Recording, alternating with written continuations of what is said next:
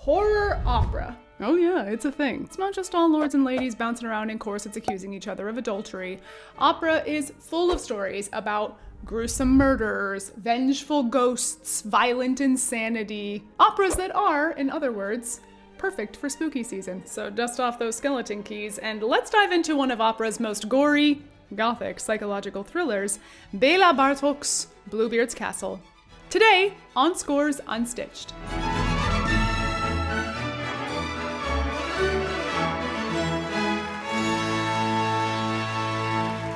There are so many fairy tales about the dangers of curious women. You got Pandora's Box, you got Beauty and the Beast, Alice in Wonderland, the list is long and patriarchal. But I don't think there's any story about female curiosity that'll get you into that true crime headspace quite as much as the story of Bluebeard's Castle. We follow Duke Duke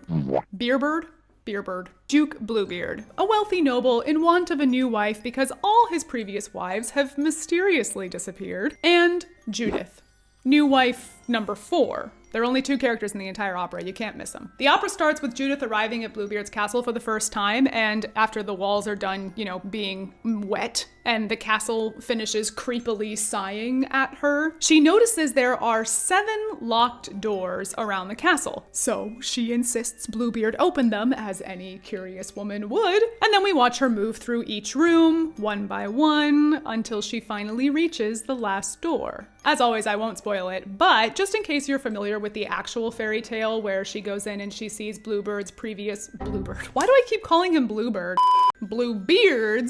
wives all hanging from hooks on the wall. That's not the way the opera ends. It's worse. It's like an R-rated Phantom of the Opera. Now, like all fairy tales, the plot is meant to teach us a lesson. It's pretty widely accepted that the castle is symbolic of Bluebeard's mind. His castle is already visibly darker and much more haunted than literally any other noble Judith could have chosen to marry. But instead of being put off by Bluebeard's castle, like most healthy women probably would be, Judith is intrigued by his darkness. It's like she thinks if she can just get into his most intimate psyche, she'll be able to fix him. Some real Bella Swan energy. So then it stands to reason that every locked room in the castle would symbolize a part of Bluebeard's mind that he doesn't show to anybody. And in this case, they're all bloody, because horror opera. Judith finds bloody crowns, bloody weapons, a garden literally watered with blood. But like a proper Gothic ingenue, she insists after each horrible revelation that she isn't scared, like most people would be, but actually, she still loves him, even though all his stuff is covered in blood. Now, whether she truly loves him or is just in denial of the massive red flags is up to us to decide. But actually, what I think is really interesting is how often Bluebeard desperately asks her to stop. He seems so genuine. He doesn't want Judith to pry. Actually, he warns her repeatedly that she's not gonna like what she finds. But as the opera goes on and Judith continues to insist, he becomes more and more resigned.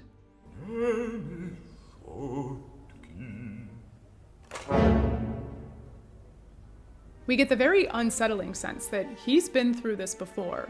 We're not just watching Judith, we're watching every single wife that came before her. And then, of course, in the final room, in the deepest, darkest part of the castle, Judith finally realizes that she is no longer an observer in the story.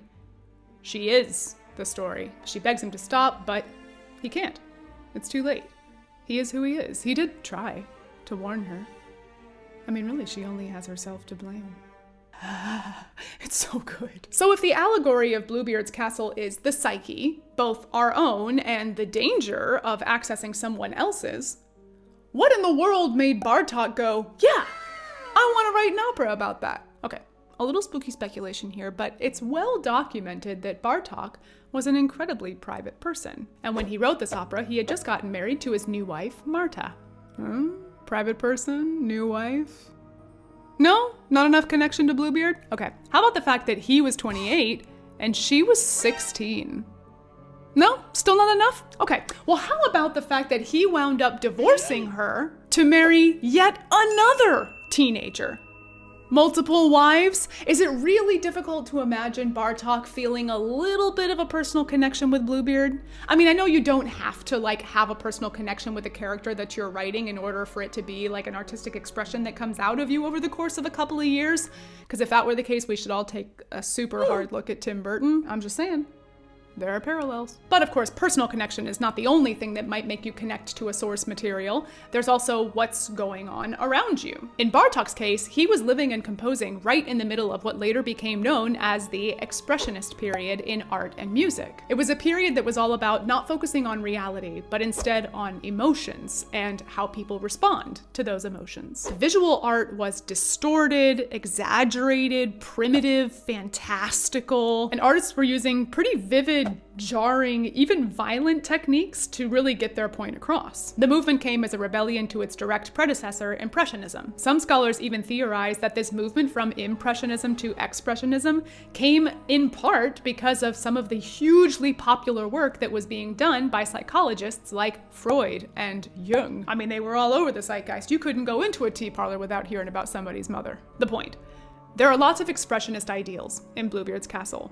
I mean, the castle itself is distorted and fantastical, and I would say the amount of blood is pretty vivid and violent. Actually, even the fact that Bartók and his librettist occasionally break the fourth wall is right in line with Expressionism. Now as the song begins, you watch me, watching you. The curtain of our eyelashes opens. Where is the stage? Outside us or within, lords and fine ladies? Ugh, I love when characters break the fourth wall, in horror especially. It's wildly upsetting. But naturally, it's not just the plot and the libretto that may have benefited from Bartók's personal connection, influences from Freud, or just Expressionism in general. The score did too. So let's take a look at the music, starting with how Bartók even came to write this score in the first place.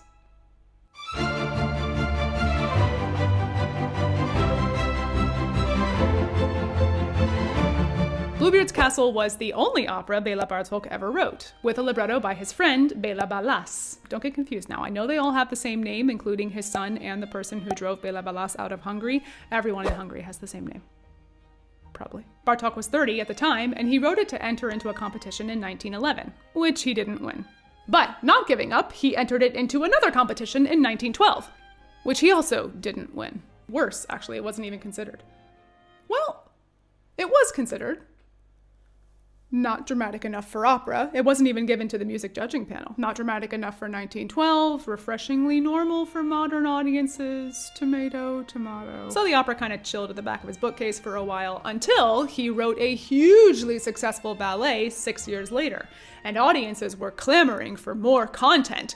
And he was like, well, I mean, I do have this opera. And then it finally made its premiere a few months later in 1918. These days, Bluebeard's Castle is a pretty popular opera, although if you do go to see it, it's likely that you're going to see another opera along with it because it's only one act, an hour long, and usually opera houses will pair two of those operas together with an intermission in between. But there's also a great film adaptation, the one I've been using for all the visuals in this video. I've put a link in the description. It's just here on YouTube. It's free. It's got subtitles and everything. Highly recommend. Now, musically speaking, if you're familiar with the name Bartók at all, you're probably thinking atonality. And you're not wrong. Most of his oeuvre in general does cover that sort of atonal area, and we do have a few of those moments in Bluebeard's Castle, particularly around those sort of horror movie jump scare times where you have those kind of sounds in the strings and stuff, the stuff you want and you expect from a horror movie.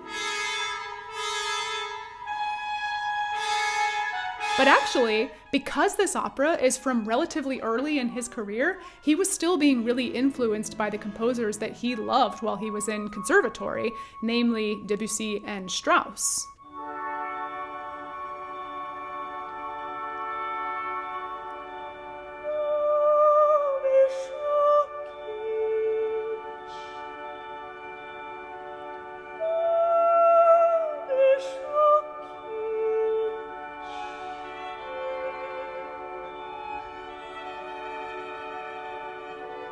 It's gorgeous, right? Now at this point, I would normally mention a few of the more famous arias from this opera, and we'd take a look at those and I would sing you a pretty song, but awkwardly enough for our format, there aren't any in this opera.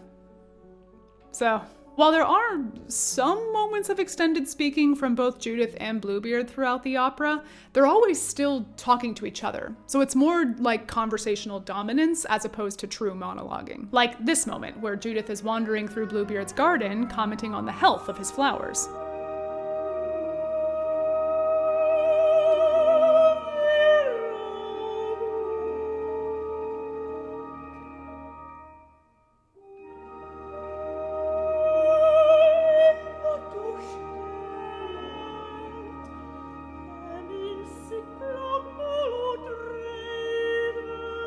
She is speaking out loud to herself, but Bluebeard is still able to hear her. It's not a moment that's meant to showcase the soprano's technique or give us insight to her inner dialogue. The plot is still moving forward. Luckily, there are other things that you can listen out for in operas besides arias.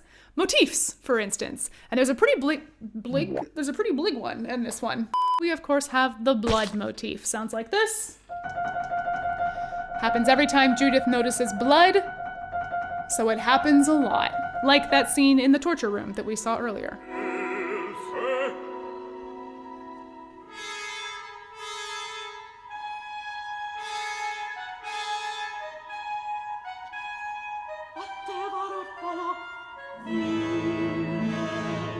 Or again in the treasure room just a little bit later.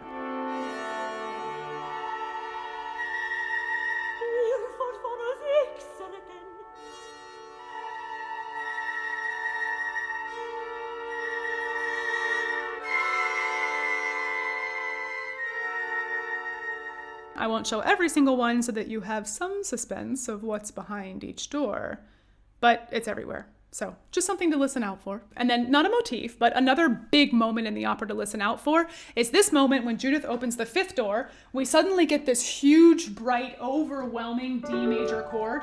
It's the only major chord in the entire opera. Okay, I should say it's the only major moment in the entire opera.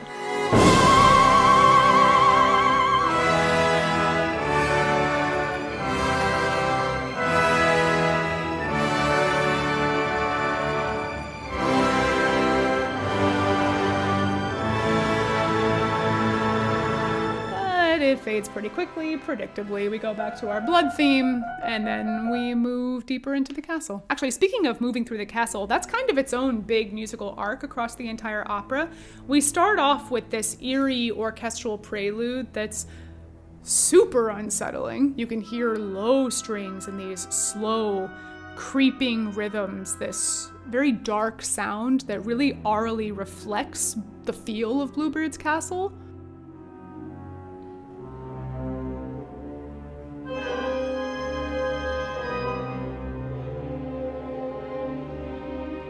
There's dissonance right out of the gate. It tells us something's off. Something's disturbing. And then Judith's lines on top of that at the beginning are bright and melodic. They really showcase where she starts mentally. And then as the opera goes on, she becomes more disjointed and more dissonant until we finally get to this huge swell at the climax of revealing that seventh door.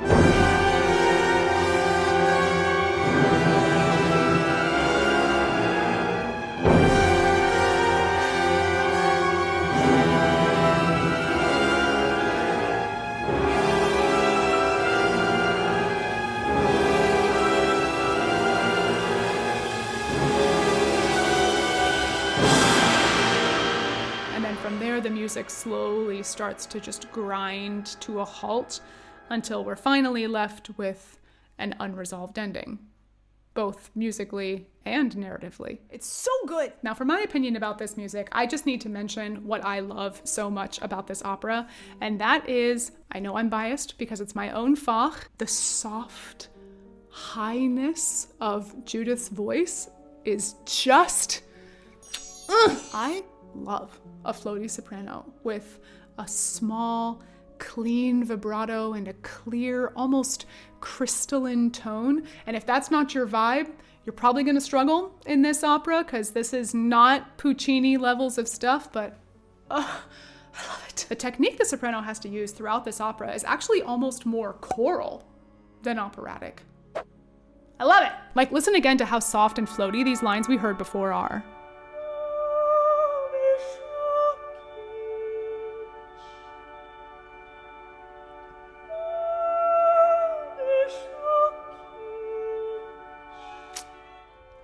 That's what we're meant to hear, this almost childlike tone, this innocent, sweet, naive young girl. I just love that operas from this period, and the Impressionist period, to be fair, lean into this type of technique so much.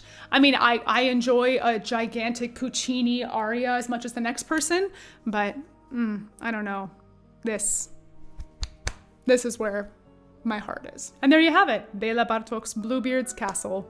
It's eerie, it's suspenseful, it's gothic, it's spooky as heck. Anyways, thanks for nerding out with me, guys. Have a very happy, haunted Halloween, and I'll see you next time on Scores Unstitched.